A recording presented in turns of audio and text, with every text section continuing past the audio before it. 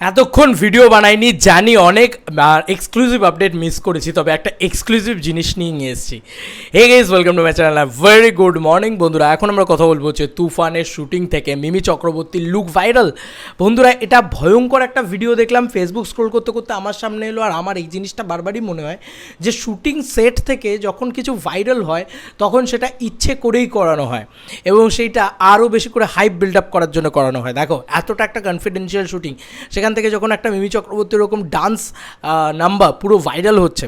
আমরা dance number যেদিন shoot হয়েছে আমরা সবাই জানি যে কী সাংঘাতিক বিষয় হয়েছে। মিমি চক্রবর্তী নিজে একটা স্টোরিও পোস্ট করেন সেই সময়, এবং সেই সেট আজকে সেট সব কিছু দেখে মিলে যাচ্ছে এবং কি গর্জিয়াস লাগছে মিমি চক্রবর্তীকে। শাকিব খানকে কিন্তু আমরা দেখতে পাই না। আমি সেদিনকে যা প্রেডিক্ট করেছিলাম আজকে কিন্তু কথাটা কোথাও হলেও মিলে যাচ্ছে যে আমরা শাকিব আর মিমিকে একসাথে কিন্তু ডান্স একটা শ্যুট করতে দেখবো, মানে ডান্স সং সেদিনকে শ্যুট হচ্ছিল এবং ওইখানে ওই ঝলকটাতে শাকিব খান দাঁড়িয়েছিলেন। তো শাকিব খান কিন্তু নেই এই পার্টিকুলার ভিডিওটাতে, বাট আমি আজকে ফেসবুক স্ক্রোল করতে করতে সকালবেলাই দেখলাম, দেখে জাস্ট মানে তুফান শুটিং লিখে জাস্ট দেখছিলাম, দেখলাম যে ওয়াও, মানে দারুণভাবে শ্যুট হচ্ছে। দেখো, কিছুই দেখা যাচ্ছে না নতুন করে আলাদা করে সিনেমার যে সিন বিশাল কিছু বেরিয়ে গেছে বা কিছু হয়েছে না, শুধু গ্র্যান্ডারটা দেখতে পাচ্ছি আমরা যে কি বড় স্কেলে মানে তুফান হচ্ছে। দেখো, তুফান হচ্ছে এটা আমরা জানি, বাংলাদেশ তথা আমাদের এখানেও তুফান নিয়ে একটা আলাদাই ক্রেজ রয়েছে, সেটা হচ্ছেও, সেটা নিয়ে আমরা কথা বলবো, আরও প্রচুর আপডেটস আছে। বাট শ্রীলেখা চৌধুরী সে কিন্তু এই জিনিসটা পোস্ট করে, জাস্ট 9 সেকেন্ডের একটা ভিডিও, তোমরা জাস্ট দেখো বন্ধুরা। আমি ডেসক্রিপশানে লিঙ্ক দিয়ে রাখবো যাতে তোমরা আরও ভালো করে দেখতে পাও। বন্ধুরা, এই হচ্ছে সেই ভিডিও। মিমি চক্রবর্তীকে দেখতেই পাচ্ছ তোমরা, কি গর্জিয়াস লাগছে দেখো। জাস্ট এইটুকু একটা ভিডিও আমি তোমাদেরকে কাছে নিয়ে গিয়ে দেখানোর চেষ্টা করছি, তোমরা জাস্ট সিট এটা মিমি চক্রবর্তীর ব্যাকইয়ার্ডটা আমরা দেখতে পাচ্ছি। শুরু থেকে তোমরা দেখলে বুঝতে পারবে এটা মিমি চক্রবর্তীর ফ্রন্ট ফেসিং, এরপরে মিমি চক্রবর্তীর ব্যাকইয়ার্ড।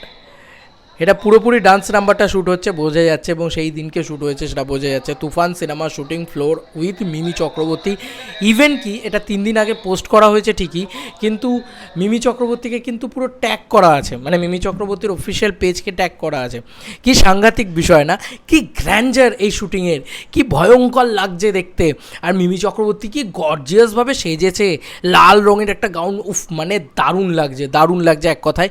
এবং তার সঙ্গে সঙ্গে কোথাও গিয়ে শাকিব খান, মানে এটা যদি জমে একবার শাকিব খানের সেই ঝলক, মানে একটা ঝলকে শাকিব খান, যারা শাকিব খানকে চেনে তারা কিন্তু কোথাও গিয়ে ফিল করবে যে ওটা কোথাও গিয়ে শাকিব খান মনে হচ্ছে, এটা মনে হচ্ছিলো। কিন্তু শাকিব খানের লুক কিন্তু কোনোভাবে বেরোয়নি। আমার মনে হয় ওটাকেই তারা লুকিয়ে রাখবে, আর এই ছোটো মোমেন্টস দিয়ে তারা প্রমোশন করবে। কারণ দেখো, শুটিং লিক হয়ে যাওয়া আজকে দেখছো তো, মানে রামায়ণের সেট থেকেও তারা ইচ্ছে করেই মানে পিআর টিম দ্বারাই শুটিং লিক করে। তো এটা কিন্তু একটা বড় করে প্রমোশন, এবং অ্যাকচুয়ালিতে ছবির ফরে কাজ করছে, কিন্তু ভয়ঙ্করভাবে শুটিংটা লিক হয়েছে এবং দারুণ লাগছে দেখতে। মানে মিমি চক্রবর্তীকে দারুণ লাগছে, কি গ্র্যান্ডার, কত জনে কাজ করছে, কত বড় ইউনিট, সেটা আমরা বুঝতে পারছি। আর আমাদের এখানেই শ্যুট হচ্ছে, এটা একটা দারুণ বিষয়। তোমাদের আর কি মতামত এই এন্টার ভিডিওটাকে নিয়ে জানিও কমেন্ট সেকশনে। কতটা এক্সাইটেড লাগছে এই শুটিংগুলো দেখে, কতটা এক্সক্লুসিভলি ধামাকা লাগছে। মনে হচ্ছে তুফান আসলে কত বড় তুফান, টর্নেডো বা একদম আয়লা সুনামি বইয়ে দেবে, সেটা জানিও কমেন্ট সেকশনে। চলো বন্ধুরা, নতুন কোনো ভিডিওতে দেখা হবে, বাই।